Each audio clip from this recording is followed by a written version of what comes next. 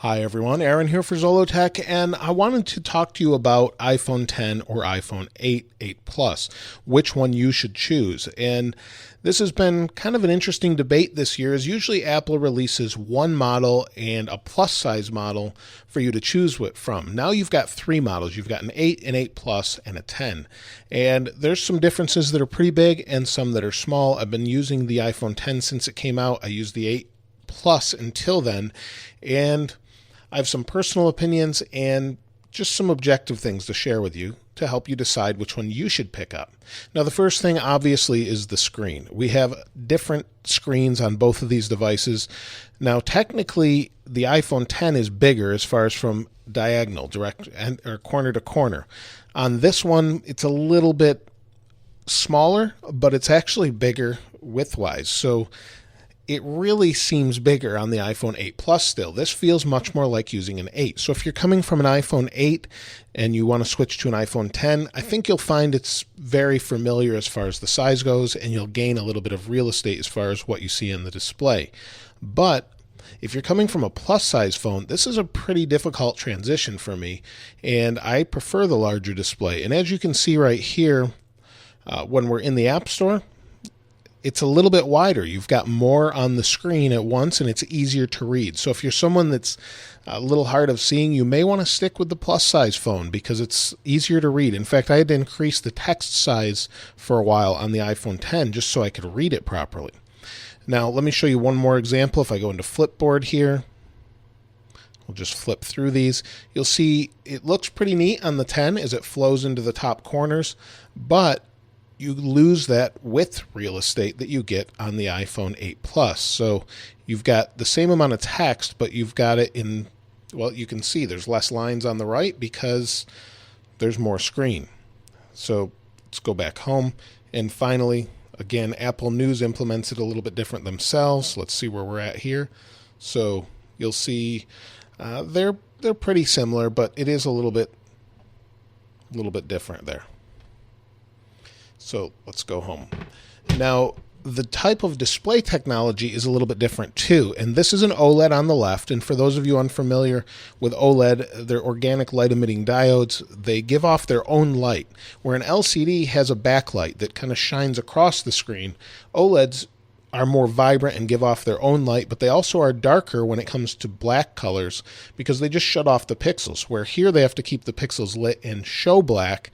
Here they just turn the pixel off altogether. So you get a deeper black when it comes to OLED. So again, if we go into the App Store, you may not be able to tell on this display, but certain things look a lot better on the OLED display as far as color accuracy goes with different types of applications. The word games, for example, is a little bit more darker or black on the iPhone 10. And I do have the displays set fairly similarly. Night shift is off on both, True Tone is on both, and brightness is about half on both. So you'll see brightness is very similar on both. I tried to make them even to give you a better idea of what they look like. So OLED displays for me personally, most people prefer them, but I don't because they hurt my eyes. So there's something about them vibrant-wise or something going on there.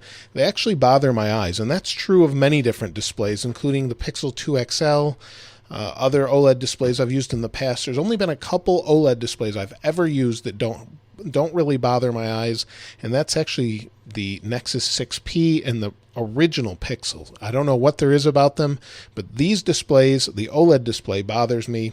I'm not sure why, but the LCD works better for me. And that's just something I've heard a few people have that issue, and I'm probably one out of every 1,000 people or more that has that issue. But there's something about it that really bothers me.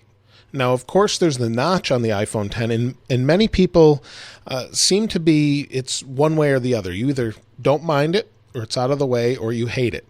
To me, I actually kind of like it because you don't see that screen shape every day. Pretty much only the Essential phone has a little notch there. I think it looks neat, and it makes it more unique. So I have no problem with that whatsoever. Some people do. I don't. But that makes room for Face ID, and that's the next thing. Face ID was sold to us as this super secure, revolutionary thing. I think it's got a ways to go. I think it's like Touch ID was in the beginning, and Touch ID is just faster. If I lock the phone, unlock. It's very quick. If I lock the phone here, raise it up, it sees my face, and then it unlocks. I'll do it again. Sees my face, then it unlocks. So sometimes it takes a moment, and it learns your face over time, but it's not super fast. It's pretty neat at times when you go into things like 1Password or something that uses your face, maybe to unlock a website. It just looks at your face and then puts in your password, and that part's pretty neat. But most of the time you can just put your thumb down. So I really don't have an issue with that. It's not crazy. It's not something that I find to be super intuitive. Face ID is something that I think is really nice and will get better over time, but I still would have liked to see a fingerprint sensor maybe in the back like a lot of Android phones do, just as something different. It's just my preference, and it can be tricked just like Touch ID can be tricked, but either way, you're going to have to decide whether you think that's very interesting or not. Now, obviously, we have to talk about price. The iPhone X is at least $150 more, if not more, than the iPhone 8 and 8 Plus. The phone is nice. I don't know that I'd say it feels though it's worth it. Both of these phones feel equally built just as nicely. They're both glass front and back, and they're both great as far as that goes, as far as quality feel. Everything else, though, as far as the processor, they're all the same. So the processor, the battery life is very similar. And in some cases, people say they get better battery life on the 10. Some people say they get better battery life on the Plus models of the iPhone.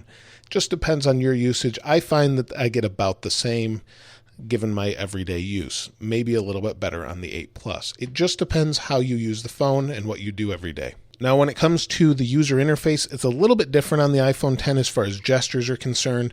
I find them very intuitive. In fact, I keep going back to the iPhone 8 Plus, and then when I do that, I hit the button, and then I'll swipe up, and then I get Control Center. And I find it to be very intuitive, this swipe up. There's a couple things that are a little less intuitive, tap, hold to get rid of the apps.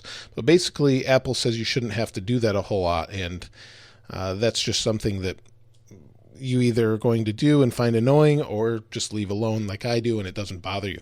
But I like all these gestures where you can swap real quick between things. They're playful and you can do a lot of neat things with them, and I think it's intuitive, and I like that for the future of iPhone. I'd like to see something like that brought to the 8 and 8 Plus, but we probably won't see that. Now, the cameras are slightly different between the different phones. We have stabilized cameras for both lenses on the back of the iPhone X and just one on the 8 Plus. So on the Plus models, the main camera here is stabilized, the other isn't. That's basically going to give you a little bit better stabilization or quality when it comes to using that secondary lens. That you might get a little bit better clarity or better pictures in low light when you're using the iPhone X. If you use that zoom a lot, that might be critical, but I don't know a whole lot of people that find that to be the reason to buy the phone. Now, of course, we have to talk about the front-facing camera and Animoji. Because of the depth sensor with the IR emitter and things that make Face ID work, you get better front-facing portrait mode, but you also get Animoji. So let's go into that. So here's Animoji, and I'm using it with the Panda, as you can see. I find it very interesting that it could be something for the future, but I don't find it something that it's a must-have. Some people love this feature, but I used it for about 5 or 10 minutes. I use it to show people what it can do, and that's about it. I never use it. I can see it for the future of animation and things like that, and it's very impressive, but I don't find it as something that I'll use regularly. The same thing, my family uses it for about 5 minutes when I show it to them, and then they say, oh, that's neat, and then that's it. So I know some people love it. I'm in the camp where it's a neat feature to have, but I'm not crazy about it. It's neat that it's there, and that's about it. So between these two phones, speed-wise, battery-wise, camera-wise, and everything else, speakers, audio, signal, is really similar. The camera is slightly better on the iPhone X, but everything else is very similar. So I'm not sure that it's worth that extra cost, especially if you're going from a Plus model to the iPhone X. Going to the smaller size phone is a little tough at first. If you've ever, when you made that transition from the smaller phone to the big one and how big this felt, it's kind of like that, and feeling like, well, I get some extra things, but I've also lost some screen real estate. This is a lot of wasted space, and maybe they'll update that with iOS 12 in June, when we probably will see some sort of update, or at least see what's next. But right now it feels like there's some wasted space on here and a smaller display. So this time around, it's really going to be whether or not you have the money to spend, or what your personal opinion is on this phone versus this one. But let me know your thoughts in the comments below. I'd love to hear which one you like better. If you picked one up already, which one you got. Let me know in the comments below. If you haven't subscribed already, please subscribe and like. As always, thanks for watching. This is Aaron. I'll see you next time.